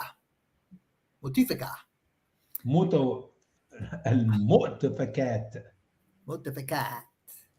Okay, so number 12. What was number 12? Tammuz. مؤتفكات. 12 was non-existent people. Okay, yeah. How'd you like that? I don't think we have any. Okay, basically 11, 12, and 13 are like, these people didn't Can you exist. tell me, if some Muslim says that I'm making this up, they're not exist. Who are these people? Where did they live? When did they live? What was their sin? Who is their prophet? How did they reject the prophet? How they died? How were destroyed? None of this information exists. So you just put up a word in the middle of the sentence and you make it like a real thing we know about. Who is the mutafakat? It's not important, brother. The important thing is that the Quran says But to listen. submit your will to one God. Brother, listen to this. Read the following word after the mutafakat. What? Number 14. What is 14? Meaning, Meaningless word. Scholars erroneously claimed this to be the name of the cities of Lot, which the Oh, Bible wow. clearly teaches is Sodom and Gomorrah. So let's go. Okay, so okay, and the messenger, their messengers came to them with the What proof. is the name of the messenger of that group of people? Oh, they haven't told us. But wait a minute, didn't we read before the name of the prophet for Tammuz and the name of the prophet for Ad? Yeah. Salih and Shaib. Yeah. But who is the prophet of the Mutafikat? Al-Mutafikat. It's a word I can't even pronounce in the Arabic language. And you're saying that's according to what you're saying, that scholars, they somehow claim that that's supposed to be Sodom and Gomorrah? Well, Sodom and Gomorrah, we know who is Lot. According to the Quran, Lot was the prophet whom Allah sent to Sodom and Gomorrah. But in the Bible, Lot is a man who suffered the consequence of his stupid choice to pick up the land of the Jordan to live in. And And he's the midst of not the people anyway of by Sodom any and means a Gomorrah. prophet there. So he was not a prophet. He did not have a message. He was not sent by Allah or by God, according to the Bible. He's just a man who have a problem with his uncle. Abraham said, hey, we're going to be fighting each other all day long. My guys, my shepherd, your shepherd, my boys, your boys, my slave, your slave. Hey, the earth is in front of you. If you go north, I'll go south. If you go east, I'll go west. Where do you like to go? We're buddies, we're friends, we're going to split in a nice way. Okay? And he did. So he looked and said, woo, the land of Jordan is sweet, green land, like the land of Egypt. So what did he choose? He chose to live there. Who were living there? There are 5 cities of Sodom and Gomorrah. 5 cities, wicked people. Why you call them the Mutafikat, whom Allah sent a messenger? There's no messenger. There's no message. They're sinful people who live in sin. God did not send any messenger to them, period. Lot was not a messenger to them. He was a man suffering, living in the midst of them. And in my last debate, I brought up some contradictions in where people or whoever wrote the Quran, they let me share my screen. They basically forgot what they were doing. Okay, share. Yeah. I have like 15 pages of notes that I took for my debate. Good. The more the merry. Let me see. Can you guys see that? Is it? Yeah. I'm Make it a little bigger. Yeah, I'm gonna try. This is. My eyes cannot see that small. I know. Let me see if I can blow it up. You trying to kill me? That's okay. Okay. That's better. All right, let me move it up here. Okay, so as you can see, this is Zechariah in the Quran expressing his doubts about having a kid. Okay, Yeah. So in Quran chapter 19, chapter Miriam, ayah 8, he's responding. So this is Zechariah, and Zechariah goes, he said, so this is Allah telling you and me what Zechariah said to him. He said, my Lord, how will I have a boy when my wife has been barren and I have reached extreme old age? Okay. But now, if we go to Surah Maryam, ayah 40, he said, my Lord, how will I have a boy when I have reached old age and my wife is barren? So now it is flipped around. So who forgot what he said? Now, I'm pretty sure Muslim will say, well, it doesn't make a difference because it's the same thing. But I think it makes a difference to me because that means the writer of the Quran couldn't remember. Sure, what he wrote earlier. But worse than that, how about read the verse before it? He said, my Lord, give me a son. Okay, give me of the goods. Give me a son. Okay, you have a son. How can I have a son when my wife is? Are you out of your mind? Make up your mind. You want to have a son? Wait a minute. You're saying give me a son, but then you're questioning my powers. In the same passage, in the following verse. I'm pretty sure it's probably the same. I'm pretty sure it's probably the same in chapter. I'm going to have to look at it because that's I just. It is the same when Muhammad tells the story. First, Zechariah is asking Allah to give him a son. Allah says, okay, I'm going to give you a son. Or how can I have a son? And then the rest of the whole story is wrong. He said, give me a sign. Oh, you sign, you'll not speak for 3 days. Are you out there? Really? 3 days? And did really he ask for a sign? Or because he did not believe angel Gabriel, that's why God punished him that he will not speak for a whole 9 months until the baby's born. Yeah, I just thought it was funny. All right, let me go The back. whole, that is the beauty of the Quran. Contradiction Well, between message.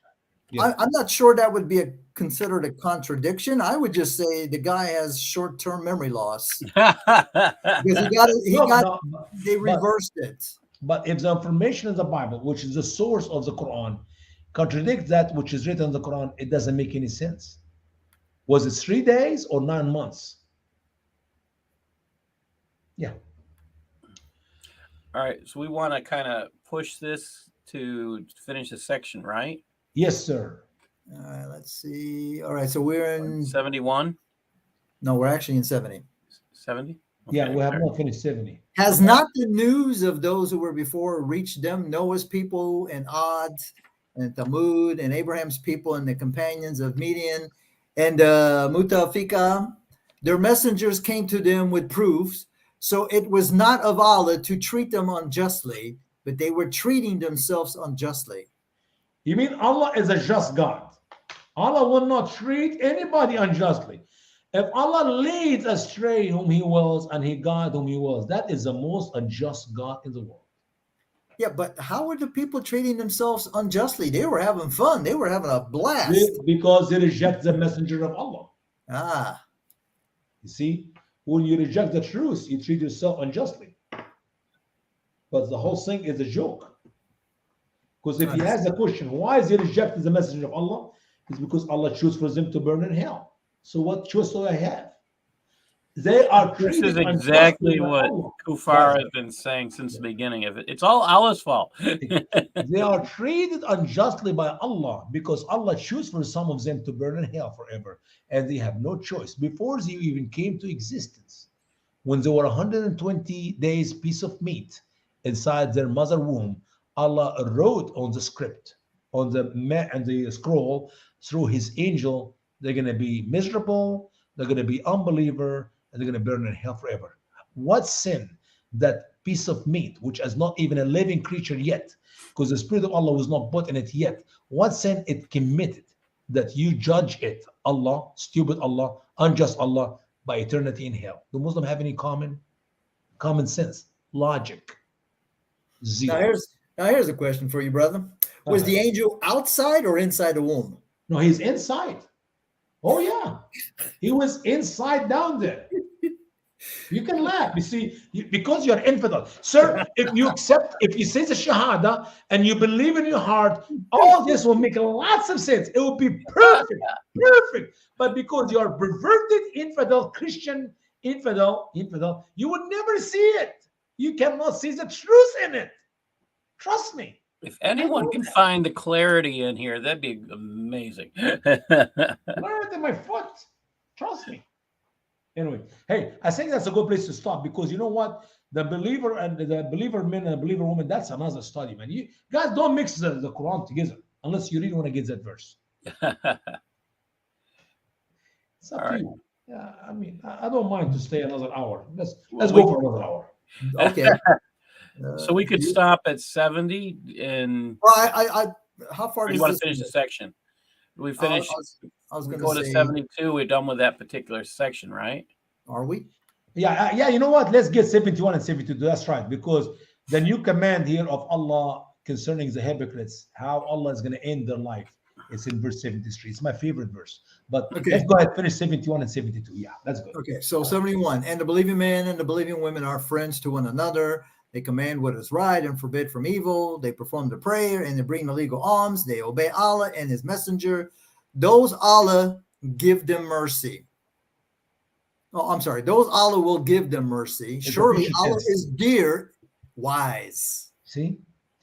Allah is a racist God. Allah choose not to allow the hypocrite to be a believer. That's why he made them hypocrite, so he may send them to hell. But somehow Allah likes the believers and he favors them and he makes them friends to one another. And notice now, Allah is very clear in the Quran. These Muslim believers should never take others, Jews, Christians, hypocrites, as friends. And it makes sense. It makes all sense. If the believers take the Jews for a friend, they become a Jew. If the believers take a Christian for a friend, become a Christian. That's what Allah said. Uh, and he said what? They are uh, Quran 5:51. Oh, you have believed, do not take the Jews and Christian for friends. They are friends one another. And if any of them takes them as friends, become one of them. Do you know the chance for me or for you guys to lead one Muslim to Christ without being our friend, without him choose to be our friend, is zero? Right. There is no chance for me to lead a Muslim to Christ when he hate my guts. First, he have to like me.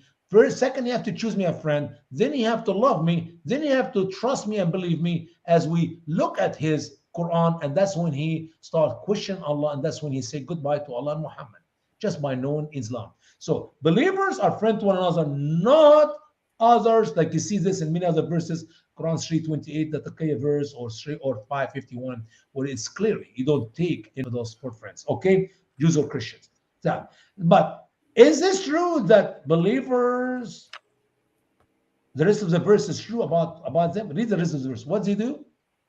They what? Command. Where you at? 72? Yeah, no, 71. Is their friend to another? What do they do? How do I know? Oh, What they is the command nature of the Muslim believers? They command. what is right and forbids from the evil. Really? And they perform the prayer. And What is right? Is it right to be a friend with a Jew and a Christian, or that's evil? Is it right to be friend with the hypocrites, or that's evil? Is it right to kill the hypocrites or to lead them in love and harmony to Allah? What is right? What is evil? True. All right, 72. I like this one. It always amazes me. You can tell that Allah has never stepped foot outside of the desert. 72. Allah promised the believing men and the believing women gardens. Below them, the rivers flow, in which they will abide forever, and excellent mansions and the Eden, in the gardens of Eden. Jannat is the gardens of Eden. Yes, in the gardens of Eden. And pleasure from Allah is bigger. This is the great triumph. Yes, indeed. I hate to ask, what this pleasure of Allah, what do they mean by that? Allah is pleased with them. Okay. Allah is happy, rejoicing by them. The garden, the rivers, it notes here the word is plural, because there's the rivers of honey and milk and wine and crystal water. And they're all underneath the sand. Yes. The God who Round can't below them. No, it's just you have to go down to it to get it, not round below their feet. No, it's like, you know how normally the river is a lower land. That's a normal. So that's how it works. But Allah is pleased with them. Allahu Akbar. Allah is pleased with them, and they have the great triumph. And you know what? I feel like it's a good place to stop, really. Yeah, we're at that limit. So we're at 73. Okay, I mean, we made 2 hours. That's not bad. Yeah. And you know what? Now, when you read Quran 9:73, I hope I will be with you next week. But if I'm not with you, remember that the interpretation of that verse is a propaganda, because Muslims try to tell you that Allah did not ask Muhammad to kill the hypocrites, but he spanks them with a piece of with a feather, maybe, or a piece of wood. It does not make any sense when you read everything else what Allah said. They're gonna burn in hell by Allah in the same verse. So how he's gonna fight? How he gonna perform jihad with mouths, with words? Are you out of your mind? Now they will tell you that, Osama, you got to read verse 290. I'm sorry, chapter 2, 190, where it says it's because they're fighting you. Okay, Allah says it's okay to fight those who fight you. Defensive war, defensive right. war. The same thing with 929. Oh, the Muslims were being attacked by the invisible force. Amen. You know. Okay, ladies and gentlemen, this is the end of our live show. Brother Paul, Brother Osama, thank you. Thank you. You tell me if Friday night is good for you, or Saturday at 6. Yeah. Actually, Saturday is good. Saturday is the day when I'm sitting in my studio all day long. So we'll make it at Saturday, Paul, at 6 o'clock. Sure, that works for me. Okay, so that way it gives you. But what if time. I'm traveling? What if I'm doing something else? So you guys go for it, and Lord is willing, Paul will remind me. And because we set our video for our program for the evening anyway, and if I am in a studio sitting somewhere like that, hey, you can have me for this. That'll be the best 2 hours I'll ever have with my No best problem. buddies. I will make sure that I send you an email. You know, I want to say thank you to all the mods who've been dealing with with those bots. the bots today. I helped out a little bit, but there's been you Yeah, I guys have knocked out. done a Yeah, great I job. knocked out So a thank few. you. Yeah, I knocked out. I think the first one. So, are you guys going live tonight? 9 o'clock, 10 o'clock your time. So you and Paul are going live. Okay, I might make an exception. Oh, no, this is this series is outstanding. The Marvelous Mistakes of Mo Muhammad. I might have to stay up to join you guys. Hey, we'd love to have you. Come on in.